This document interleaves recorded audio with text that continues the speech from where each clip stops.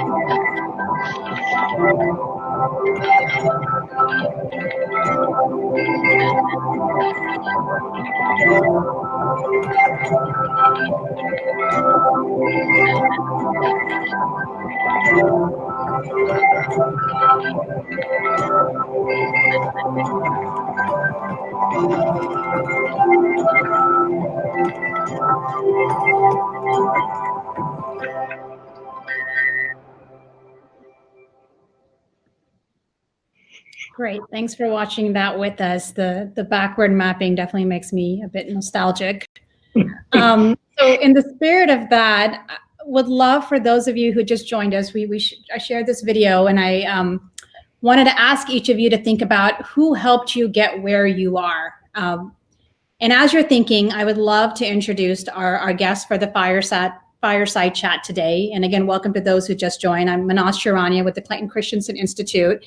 And I'm so thrilled to have with us someone who I think gives us invaluable perspective and experience on why it is so important to have this conversation. Please join me in welcoming the CEO of Mentor National, David Shapiro.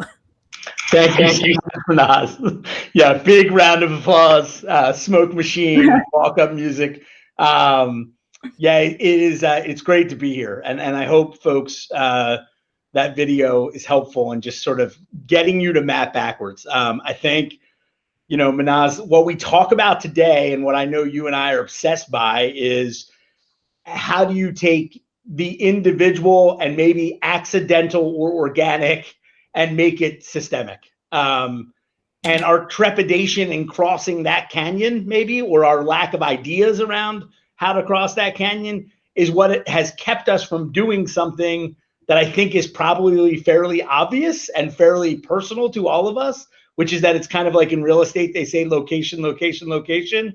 In development and achievement, it's relationship, relationship, relationship. And so I'm just thrilled to be with you. I mean, I feel like you and Julia Freeland Fisher, who's a big part of how we get here today as well, and Christensen, have married these worlds of the sort of mentoring, nonprofit youth development, and the education, ed tech, ed reform. If we can get it married, I think we start to cross that canyon I talked about, and I'm excited to explore that with you today. I would ask you, I mean, when we were preparing, right, I think one of the things we noticed is that our journeys, right, are very different geographically, in terms of how we come to where we are. When you think about social capital in your own life, what do you think about, just as the crowd sort of thinks about theirs? Yeah. And truly, I hadn't actively and intentionally thought about it until an adult, until I think someone defined for me what it was I realized was inconsistent in my life as a child. And so at the Institute, the way we think about social capital and the way I interpret it is it's our ability, our access to and ability to mobilize relationships as our needs and interests evolve. And when I think back about my journey, so I'm a first generation college goer, child of immigrants, right? So I have siblings, and we're all we went to college for the first time. And for us, I think it's different compared to maybe others in the sense that we came for one purpose, and that was access to higher education. And so it was a non-negotiable goal that we would go to college. And it was non-negotiable that you would do whatever it takes to make straight A's. So it was a very narrow focus that I try to kind of expand the horizons for my own kids. But at the same time, the idea of having people to turn to ask questions just wasn't even there. The idea of going to a college but the idea of going to a college that was more than 3 hours away from your house was never even exposed to me. I didn't even know I had that option until I met people in grad school who were like, oh, I went to DC, I went to California. I was like, you could have gone, like, that exists? Like, that's even possible? And, I asked my parents that, and they're like, well, we just didn't know, right? We thought a good school was one that provided a school bus. We thought as long as you went to college, you went to college. So I didn't know what my options were until well into adulthood, that by chance I started meeting different people and just realizing I had choices I could have made. A lot of mine were made for me, which was still great. But I realized how valuable can it be if we have the grades, the GPA, and we also had the networks that can help us think about what we want to do and how we want to do it, and reach that level of success and mobility that we all kind of have inside of us. And that's why I'm so committed to figuring out how we can position our schools and the hard work that happens within them in the most focused way that actually helps our kids achieve social and economic mobility. And I'll just pause with this, and that why is it that young people can make all the right grades, can be in all the right classes, take the test, but still not achieve that level of success that some of their peers are? Like, something is missing. And I'm so glad you're here, because I think there's a lot to be learned from the mentor world, where you've been trying and testing different strategies and policies for a long time. And how can we bring some of that in the spaces that our kids are functioning in today? Yeah, I mean, so I think this idea, there are two different elements right here. There's one which is sort of what we pay attention to, we can leverage and make something out of. That's sort of one thing to talk about. And then I think secondarily, and it's obviously deeply connected, which is the way we design things. They will deliver what they were designed to deliver. Mm-hmm. And so the question we have to ask ourselves, and Mahnaz, the example you just gave about, academically achieving well and then struggling after that, I think some in the charter school world have reflected on that quite a bit, these days, about sort of like graduating young people at a high rate, but then when they're removed from the environment they're in, or they're in the context of different structure, they're in a place that nobody's ever been in their family before. All of a sudden that becomes, a more difficult place to succeed. And it's not through a failing on their end. It's through just playing with a different deck of cards around the people around you's familiarity around what you are navigating. To your point about sort of knowing things that are knowable, but they are hard to know if nobody around you has ever experienced. And so our work, it's funny, there's kind of two different ways of this. Like in the old school, mentoring organizations either worked with young people outside of school, or they begged, pleaded, and hoped schools would work with them. That was sort of the old, there would be some sort of partnership, like open up the lunchroom or let them have real estate after school or whatever. In the new school, I think there's two iterations of this. One we would call sort of like school integrated mentoring, which means like it doesn't just happen in the lunchroom. It's actually integrated into what's going on at school. The mentor knows what is being worked on at school, either academically or socially, emotionally, or attendance wise, or identity development, but it's sort of a part of that sort of team. And if you look at the Success Mentors model in New York, and then we worked on it around the country with My Brother's Keeper, one of the main things that Bob Balfans found in the research was if the mentor had access to the sort of school support information around the student, they were a much more potent force. So that's kind of school integrated mentoring. Okay.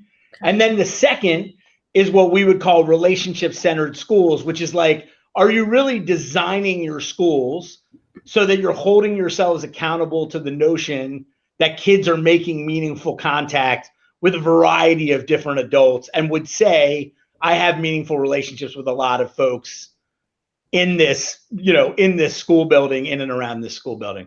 So to me, those are kind of two of the great models that we're seeing out there. And you've been thinking a lot about, if you do a model, how do you measure it? So, tell me about what you're thinking on the measurement side. Yeah, well, your examples made me think of when I worked at a school district. So I'm in Atlanta, and I worked at a very large school district serving about 96,000 students, Fulton County schools. And your example of school integrated mentoring made me think, I think one of the strongest success factors for the district was the partnerships that it brought to the table. And so I remember this nonprofit called Future Focused Education in Atlanta that would work with students at the end of the school day, but there was a space to bring those kids together with these different adults. And I think it is important to recognize that all the work doesn't have to be done within the four walls of the classroom with the teacher, but it is truly about recognizing partnerships and strengths and bringing them to the table. So in response to your question about measurement, that's a lot of what I was doing at the district, and a lot of what I now think about at the Institute, because I think that's the road that a lot of early innovators are bumping up against. We all know relationships matters. No one's going to argue that it's important to have caring adults and peers in our students' networks. But what measurement and research from sociologists, economists, psychologists have given us access to knowing is that relationships themselves are a resource, right? Yes, offering care is one piece, but that alone is not going to position our students for social and economic mobility. Our kids also need to know what's possible. They need to know that they have options. They need information. And that comes from diverse networks and relationships that have to be purposely cultivated. And innovations grow on the metrics we hold them to. And so if it's not something we're designing for purposefully, we're not going to know if we're making progress, or worst case, we're actually exacerbating inequities by accident because we didn't realize how important certain relationships were in our students' lives. So yeah, one of the things that you mentioned, Julia, my colleague, and I have been doing is kind of cataloging some of these early innovators. And how is it that they are so deliberately beginning to cultivate student social capital within schools? So for example, ComSci High School, which is a high school, science-based high school in the Bronx, they use measurement as part of their design. They specifically ask the students to say, when they do internships, for example, I met with an older adult that I feel comfortable reaching out to in the future. So that does one of two things. One, it makes the value of relationships visible to students themselves, right? Kids know their grades. We tell them to look for their grades, to look at their test grade, quiz grades. They monitor that, and then they do what it needs to be done to improve on that. Any other goal that's important, any other profile of our graduates that we want to make a dent on, our kids need to know that that's important and that how they can work towards that. The other thing it does is it makes it clear that relationships are an outcome. It's something that can actually outlast 12th grade or high school graduation. It's something they can actually take with them. And when questions do arise, they can go back to these people. And so for me, metrics become a very powerful way of the intervention design. And without it, we just don't know if we're making progress. So I'm curious, in your space, have you seen any evidence of that, or maybe any opportunities for that?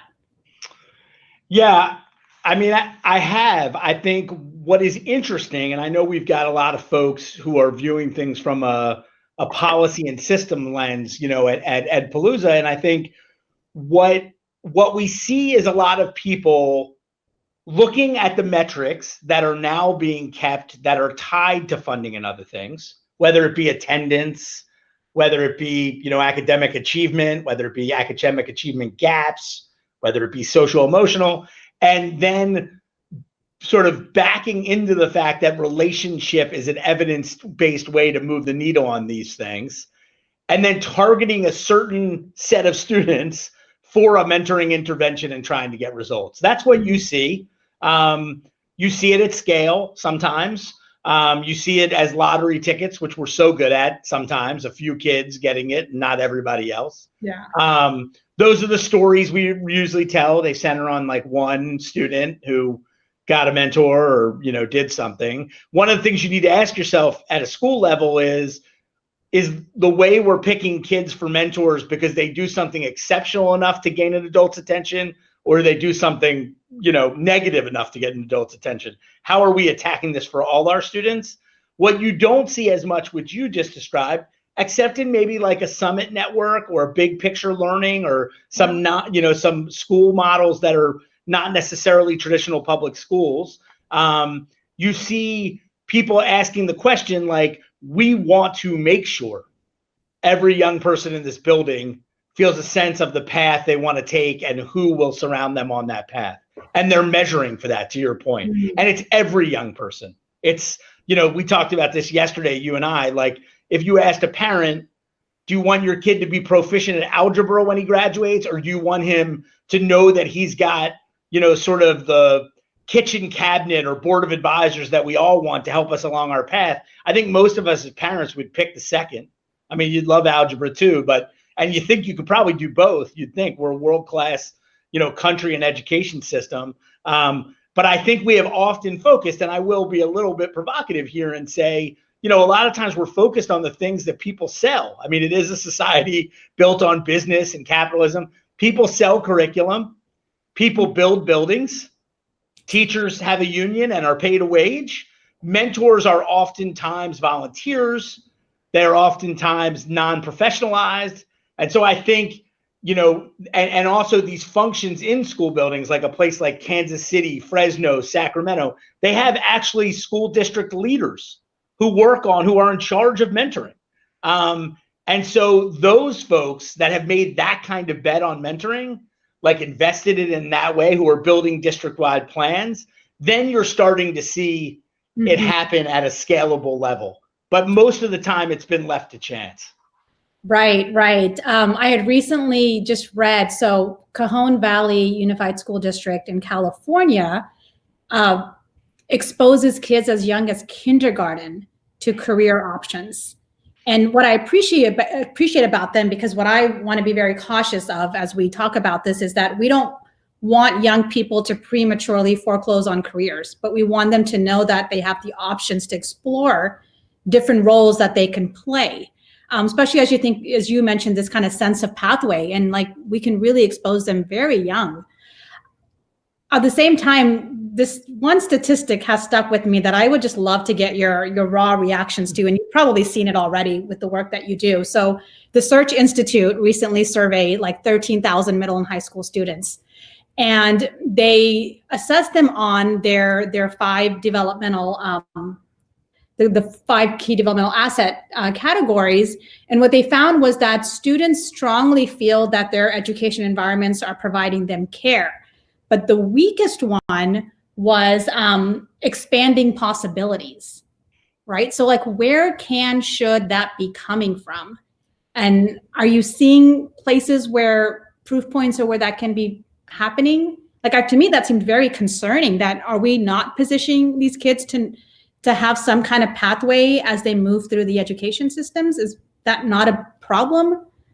Yeah, I thought it was really interesting, right? Because so much of the mentoring movement, and I know the guy who runs Search, Ken Piquel, he and I always sort of debate this notion of people use this term caring adult mentor. It started, we use it a lot. America's Promise uses it a lot. Mm-hmm. And, Kent would always sort of frown at that because he would say, like, when you do that, a lot of people will say, I'm not sure I could be a caring adult. I'm not sure exactly what that means for like somebody else's kid. There's a lot of other things you can do for a kid that aren't just caring. You can, they express caring. They show care by expanding their horizons, making connections for them, showing up for them. They may not always be care in the way, however we define caring. And so I think, to your point, I think that this is sort of like a two-sided coin, right? It's somewhat uplifting and better than a lot of other data we've seen that they feel that 70% of kids feel like they have adults that care about them.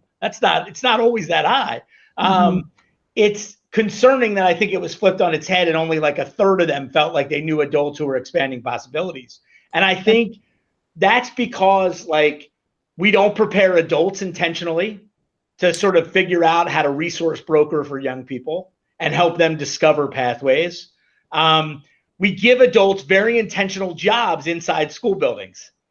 And I'm not sure whose job it is, like expand possibilities and resource broker for young people.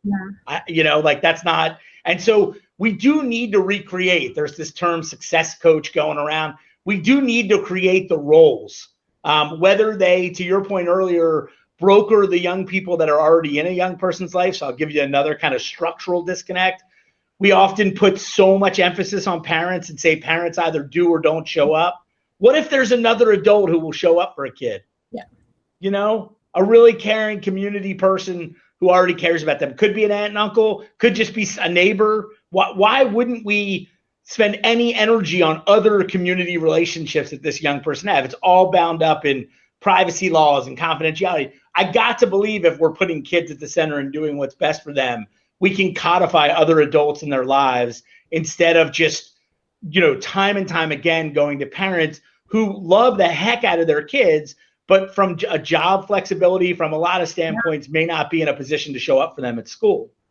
And there are models where they have codified other people, like Blue Ribbon Mentor Advocate in Carrboro, North Carolina. They've codified other people to show up for young people other than parents. And so I think there are a lot of opportunities. I think training and support is needed for the adult in that role to know what it means to expand possibilities and resource broker. I think, again, we mentioned them earlier, but big picture learning, which has students kind of guiding a lot of their learning, is a great example of this. But again, we've got to start figuring out how we orchestrate, design, and systematize our broader traditional public schools to do this rather than just doing it at the individual level. Yeah, right. I think the systemic piece is key as we think about what redesign looks like in our schools post-COVID, which has given us some opportunities to rethink what is really mattering in our students' lives and why are certain students now thriving outside of the classroom walls and why are some struggling. And I think a lot of it comes down to the resources and the networks the parents have access to that they're able to activate. for some versus the other. And that just goes back to kind of not just what the research tells us, but what experience tells us, that there is a real opportunity gap. And I think we are narrowly focused on solving academic gaps, which matter. We need to 100% focus on numeracy and literacy. But the reason we are starting to make progress on these things is because, one, we've prioritized it as an important metric to track. And so everyone's looking for growth in these areas. And again, I know I'm kind of going back to like why it's so important. If this is important enough, we need to start measuring for it, because we just don't know if we're making progress in the right direction for the right kids at the right time without information. Yeah. And I think in a time of great awakening for some, it's, I think clear. I mean, even if you think about, President Bush's remarks on the first day, kind of doing a little bit of a reflection on his own obsession with standardized tests and accountability and sort of rediscovering some of that. I think, we are in an awakening around the way in which everything is interconnected. Again, an awakening for some. A lot of people were already very awakened to this. Yeah. And sorry, like I feel like I do get the struggle in that, like having worked in an accountability department who had to like produce data to decide which schools were performing at what grade level, because that's what the state asked. It's hard to know what works and how to bring in what works into schools, right? And so right now what we have is a lot of proof points, a lot of outliers. So when the personalized learning movement happened, no one was exactly sure what that looked like in a classroom space or what blended learning looked like. And so we started building evidence across districts and schools and charters and getting some ideas that this is what a strong, effective, personalized learning school could look like. And so with social capital, we know it matters. We know relationships provide a variety of resources. We know programs outside of the school who have been doing this really well, mentor, for example, other nonprofits that students out of school programs. How do we bring those lessons learned across these different environments? And how do we move beyond these proof points and build an evidence base so everyone can see the value in bringing these pieces of the puzzle into the students' hands? If you had a magic wand, because you do, because we live in Harry Potter, or I do, what advice would you have for policymakers and thinkers as they think about some of the next steps for making this more systemic and within our institutions? Yeah. I mean, I think we need to unpack some of the terms that we have proved out work, like community schools, like relationship-centered approaches, like personalized learning, and figure out what are the components of that. So instead of being pro-charter or pro-community school or pro this or pro that, like what is it about it that works? And then let's start to incentivize that through funding, professionalize that through staffing, and measure for that. And let's do it in the places where there are the greatest sort of needs for support. Not, the terms I hate are achievement gap and this gap and that gap, as if it's like a foregone conclusion. We just get what we get out, what we put into humans, into life, into fitness, into anything. So if we put in tremendous support, certain young people like me are just born with a ton of support, told, unlike you, they could go to college wherever the hell they wanted in the world. Only one generation removed from immigrants, but told a very different thing than you about all the possibilities, and that every human in the world wants to talk to them about what they want to do and wants to support them. If you live in a community that's been redlined, if you live in a community where the public schools are tied to housing funding and the houses are underwater, like there are a variety of interconnected systems that are going to leave you with less support. It's got nothing to do with your talent or agency. These are the lost Einsteins. This is Raj Chetty's kind of, very obvious, but also very illuminating observation about zip code tied to opportunity. And so we have got to target those places that have been failed for the longest, those young people that have been failed for the longest, those communities that have been failed for the longest, And we've got to come in with the kind of interventions that not provide love, because love's there, not provide commitment, because commitment's there, not maybe even provide social capital, because social capital's there, because there are people that love and care and would do anything, but provide social capital that begets navigating to opportunity, because those folks have been closed out of opportunity by a variety of policies and a variety of other things. And so I feel like, Mahnaz, there's an opportunity to accelerate, to incentivize, to experiment with policy, and to institute, not curriculums, not like buy the best this curriculum, but to actually bring relationships to your school, make it a relationship-rich place, make it a place where adults are trained to honor young people's perspectives, help them find their purpose and belonging, and expand possibilities. We expect teachers to double as that. They are trained in pedagogy. They I'm sure love students as well, but they've got enough they're up against in terms of pedagogy, in addition to both the stabilizing of young people and their ability to come in and learn, as well as these more proactive, like find their purpose, path, belonging, that I think, we need to go for. We need to try to go for it at a systemic level. 100%. You made a point. You said like social capital is already there. I wanna like go a little deeper into that, because I totally agree with you, and I think I haven't said this part yet. Even though you and I would agree that we all bring social capital. Even with me not knowing certain things, I had social capital around me, but sometimes those people didn't know how to best support me and needed those resources as well. And so I want to be mindful of the fact and acknowledge that all young people bring assets to the table. Sometimes we need to activate their awareness of those assets.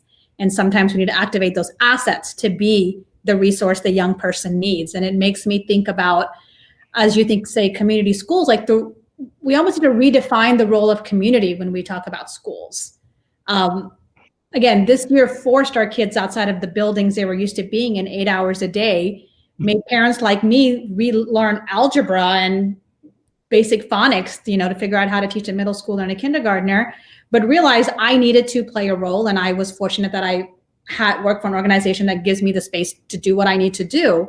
But it makes me wonder, as we think about social capital and what the future of students' learning experiences can look like and networks, the unit beyond the student. I think there was a great article by Brandon Boosted about how we need to almost educate the family along with the young person, especially when we're talking about under-resourced families and first-generation students who sometimes feel the guilt of growing too far beyond where their family is, with the risk of losing connection with them. Have you seen any of that struggle in the mentor space? Yeah, I mean, I think there's always a struggle around when the role of the mentor is not well defined and they are not understanding of their own role, privilege, navigation, everything.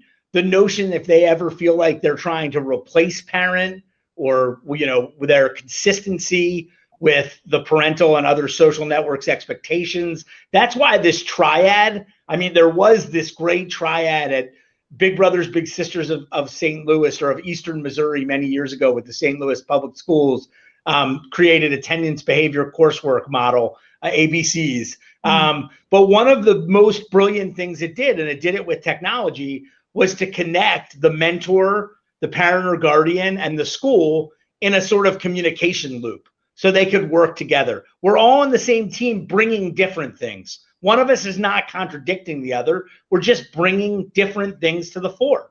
And so, I think when there's good integration, yes. When we set up mentoring models where people think they're saviors and they're untrained, or they're thrown in as a solution to a problem, like, hey, this kid's got disciplinary problems, you're his mentor. Like, that is not a setup for success. Because you're taught to think there's something wrong with this kid and maybe even wrong with his family. And that's not the way to be a good mentor. And I think you have to disconnect the mentor from a lot of the student discipline and other things that go on, and think about this in terms of as an asset-based approach. I mean, I really think that's why it's so important that it be integrated. It's also, I see there's a great comment here in the chat from Cynthia Floyd about, school counselors and school social workers. And I think there's a lot of human capital if they were funded well and given the capacity. We have divested in the helping professions in so many schools that, there are a lot of adults in school buildings that could play this roles. But they have to be able to give individualized attention, and that deals with ratios. There has to be spending on them. They have to have a role that says this is part of their role, because for a lot of them, this isn't what their role is. They're being used in a lot of different ways. And so I think that's, by the way, why so many people use national service and other sort of like flexible labor to play this kind of mentor role or near peer mentor role, because a lot of the school roles are either underfunded or already are utilized to point in some other direction that is like, get a kid to do this or fill out this. It's not like sit with a young person and understand their relationship ecology and what they might want to do for a living. And that sounds like very hippy dippy, but like, what else should we be doing in school buildings? So that seems like a very important part of education and development. If we're gonna have young people who have critical skills and who have the types of things we want to get for our young people, so we would really have to redesign. But I do think, as you and I discussed yesterday, there are so many assets in the community, in nonprofits, and in school buildings, and in households that have a problem and that have a chance to bring to bear. And I just want to sort of tag on to your last thing around COVID. Dr. Santelises in Baltimore wrote a great piece in Ed Week about how, both in all of its ugly reveal, but also all of its powerful beauty, this has sort of removed the walls between home and school. And that might be a positive legacy in some ways. I mean, there's obviously some tough connotations too, but this has let mentors into homes. It's let schools into homes. The school systems that were relationship oriented and personalized learning oriented, they didn't lose thousands of young people. They were oriented. They were funding school counselors and caseworkers in a way that they could find young people. And so, but so often the mismatch between resources and needs is so high that it's, that's something we're going to have to get right. If we don't get some of the structural things, like our funding of schools and the way we orient our schools and who teaches at what schools. I mean, these are things that all are related to how relationship rich our schools are. So I don't want to act like it's just like, if we just blast mentoring into the world, it's going to solve everything. Some of this is a design, funding, systemic tie issue as well. No, that's a good point. I appreciate that. Actually, I would love, David, if you're okay with it, I forgot to ask this in the beginning. You had mentioned one of the comments. I would love to get a sense of who is in our audience right now. Yeah. That's okay with you. That'd be great. Yeah. So folks who are with us, I'm just going to post this quiz. And if you don't mind just responding real quickly, would love to get a sense of who's joining us today as we grapple through these different challenges. So I'm hoping you're able to just type in an answer. I just see kind of a blank canvas. You see that, David? I do. I hope folks can fill it out. We're being told they should be able to. Yeah. So. Oh, that's so cool. Do you want to talk as people fill it out? Is it populating for you? Yeah. Oh, I see. 8 of 14. Wow. Yeah, talk about accountability. We can track who's filled it out and who hasn't. You can't see your name, so I can't hold you. That's true. You shouldn't have told them that. I was thinking of some of the programs who are grappling with this, right? Who know building student social capital is important. They are actually integrating it within their school models. But a lot of schools, I think all schools have like a culture and climate survey, and this is kind of part of that climate because we know they're all relationship centered.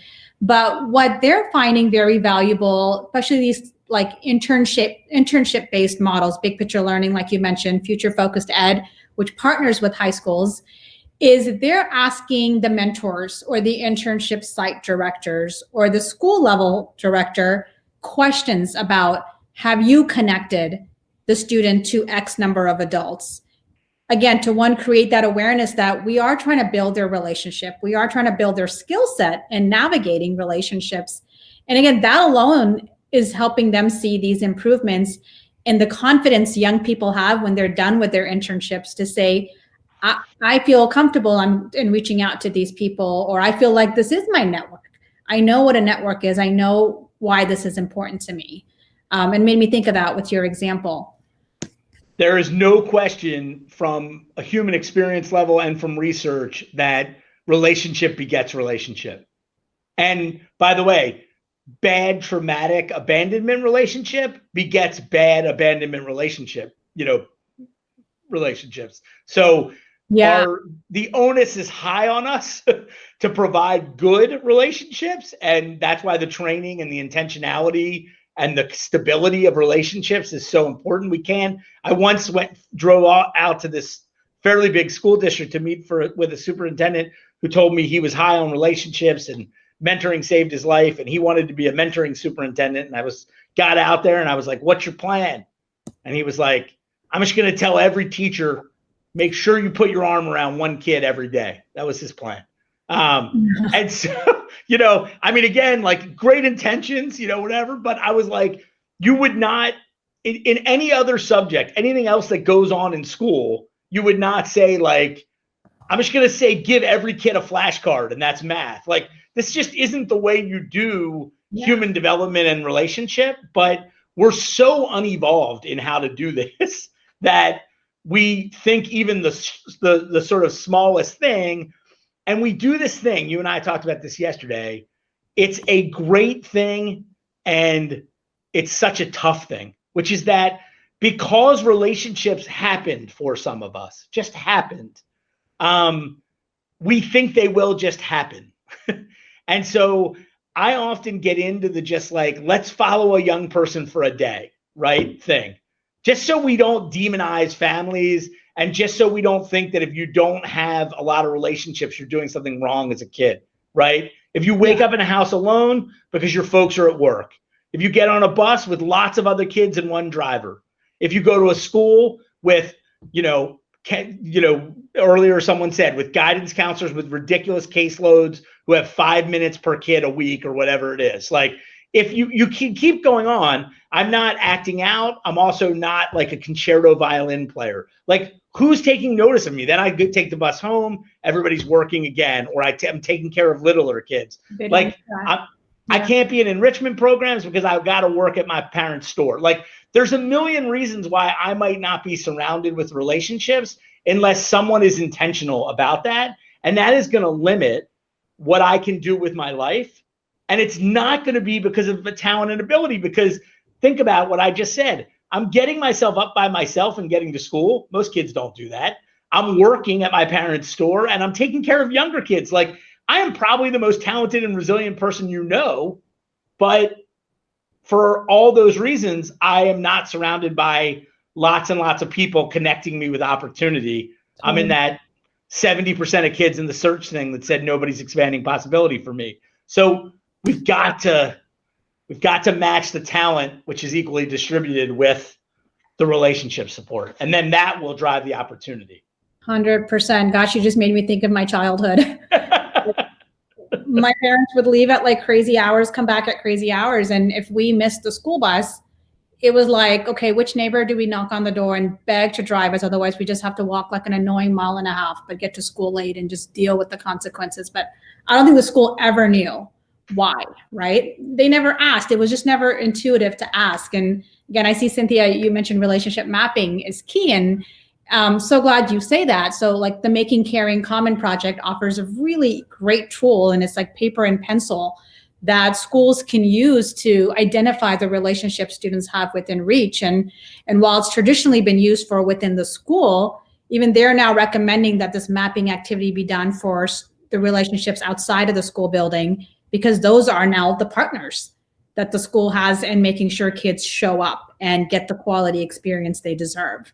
So yes, a key strategy, because we don't have baseline, we don't know who our students know and what their assets are. We can't build from there. Just like we can't improve their reading if we don't know their basic literacy skills and how well they know phonics versus all the other pieces that I am not familiar with. No, I totally, I think that's a really great point. Yeah. Yeah, go ahead. Go ahead, Mahnaz. Go ahead, yeah. No, I was just going to say, I asked you guys that quiz, and then like, I don't know where the quiz went. Somewhere we'll find the results. I saw that it was 50% other and 20% educator. I can remember that. What I was gonna pick on something that is in the chat that I love. I think Larissa wrote, "This is neither a question nor an answer." I think that's probably half of the things I say in my life, somewhere in between. But Larissa said, like, life skills and qualitative metrics seem institutionalized in certain school models, but not across the board. And I think that is so true, that it's very like outlier. It's not something we've systematized to that point. But what I will also say, and Mahnaz, I know you and Julia say this, is that, again, we often focus on these sort of like life skills.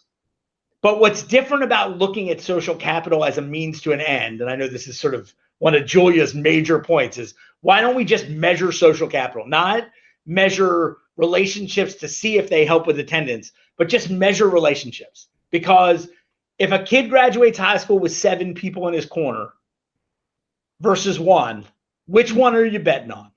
And so if school can be a part of making sure there's more kids in his corner by the end, and he's codified the people that will help him along his path, wouldn't that be one of school's greatest legacies in the world? And wouldn't that be a nonprofit's greatest legacy in the world if it's in on that?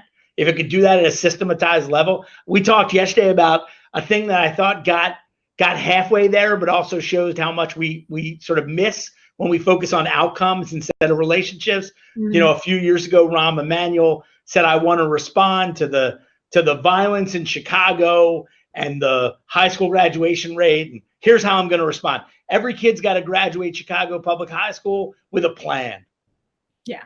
A plan for higher ed or a plan for a job. And I think it was probably a great applause line at State of the City. It's not a bad sentiment. But what I would say, if the mayor asked me, which he didn't, former mayor, was like, who's going to help him with the plan? Construct the plan and follow the plan and navigate all the twists and turns on the plan that are never linear for any of us who have lived a plan.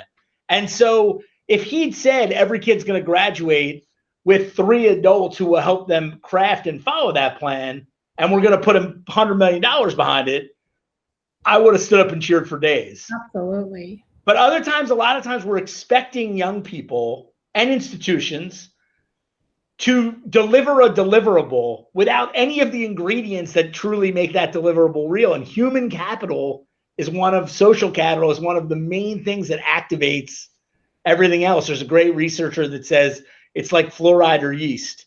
It's the active ingredient. It's the thing that makes everything rise or everything activate. And so anyway, we can do this. We got to do this.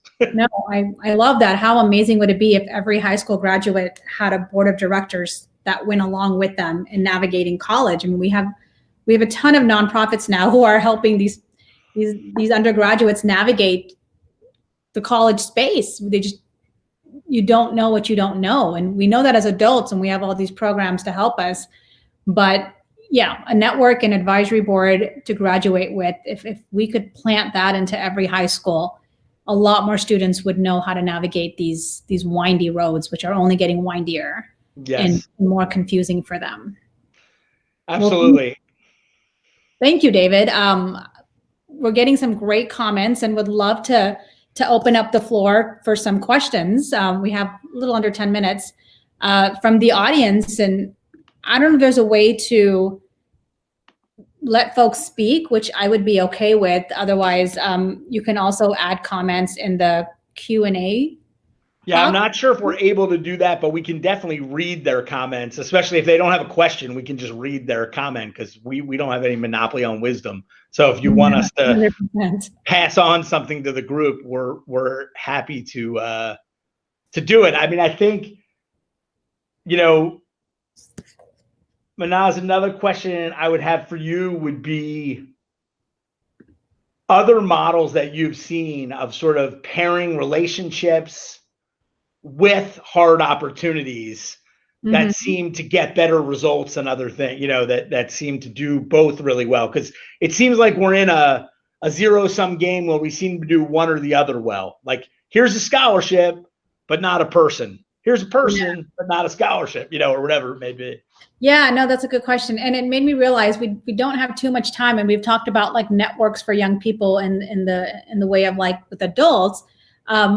But a whole nother category that we know is already being cultivated and what learning science would argue is critical is peer networks. Can be invaluable to each other, not only during the experience, whether it be middle school or college, but also when you're navigating your first job. And so we see programs, for example, like BASTA and Braven, who work very exclusively with first generation college goers and helping them navigate that arc between college and their first job. And so they do very intentionally cultivate peer networks and then also leverage alumni to continue to be a resource to the next wave of peers. And that has been very, very powerful for them as well. And I think, again, what they realized is that it's not just about building social capital in service of that first job, but building social capital in service of helping young people navigate life's ups and downs, including a first job. And that's a very different mindset, I think, and why they are being as successful as they are across the nation with young people and becoming such strong partners for universities, to the extent that many universities are now integrating some of these components into their own architecture, so that they're not going to a nonprofit, but it's part of who they are and how they support and serve students. Yeah, 100%. And I think like you look at Project Males at UT, at University of Texas, which is around Latino students, not only having access, but also persisting and getting the support network they need to persist. I think that's something that we really have begun to accept, is that access is like half the battle. Maybe it's not even half the battle, but there's navigational persistence that's needed. I love this phrase Larissa just wrote, turning luck into a system, because so much of this is about luck, or it's about the system basically being constructed for you, like me as a white man. Like the system is constructed for me to have a lot of chances and have forgiving pathways and be successful. And so, it's not like that for everybody. So there needs to be a more navigational supports around them, and that needs to be systematized. And anywhere we have adults who are trained and supported, we have a chance at that. The question is, how intentional are we being about it? Are we holding it accountable to it? And do we think it's part of our purpose? I mean, that's sort of, you talked about Brandon Busteed earlier in a study he did in Gallup Education, that a bunch of years ago, that basically showed if college graduates could identify having had a mentor in their college experience, they were much happier in life. Well, you can imagine colleges who are selling their university for matriculation all starting mentoring programs because they wanted to market. You'll get here, you'll have a mentor. Studies show you'll be happier in life because you had a mentor in college. I mean, it was a very breakthrough study, but it was built on this notion that like you have more fulfilling lives when you have relationships. Someone mentioned communities and schools. Yeah, I would mention iMentor. I would mention Center for Supportive Schools, which does school climate work and peer relationship work. I would mention ICouldBe.org, which technology-wise, especially in this pandemic, through a partnership with us, really helps kids discover online with a mentor who they want to be, what they want to be, who they might know or not know, who's in the places they want to go, and really coaches. You asked this question earlier about expanding possibilities. It coaches adults through how to help young people and expand their possibilities. These are not innate skills. But yeah, there are other things. Yeah, please go, Mahnaz. Yeah. And made me think of even like BASTA, for example, the one I gave, like they explicitly teach their college goers how to write an email expressing interest in a job. Like we can't even take that for granted, that is something we all just come knowing how to do. So it's these fundamental skills plus access, which is what makes having social capital so powerful, above and beyond everything else we know matters, like academics and social emotional skills. If you don't have relationships to apply those skills into, you're kind of still stuck in that vacuum and not accessing the opportunities. We have a question from Nimisha. Do either of you know any exemplar programs that attempt to standardize these supports for students on, say, a state or larger regional level, and to the extent that it can be standardized?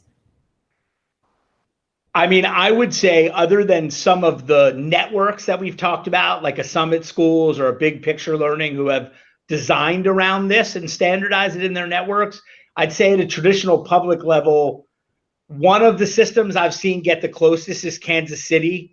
Dr. Daryl Davis, who's an assistant superintendent, is in charge of mentoring. He was originally in charge of Black Male Achievement. He's in charge of mentoring. There's about 6 different initiatives across Kansas City public schools at different ages and target populations. And they are looking at the percentage of kids that can identify mentors that they're getting through school and outside school. And they're trying to achieve certain thresholds around the percentage of kids that feel supported by adults outside their family through school. So Kansas City would be one for me.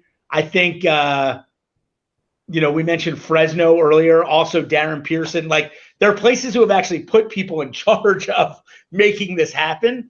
So those are some of the districts that I think of. We're doing design work with some districts like Newark and Baltimore to try to think about how they design their district schools in this way. What about you, Mahnaz? Any thoughts on? Yeah, I mean, Kansas City actually came to mind, but like the region, because the Kauffman Foundation is there.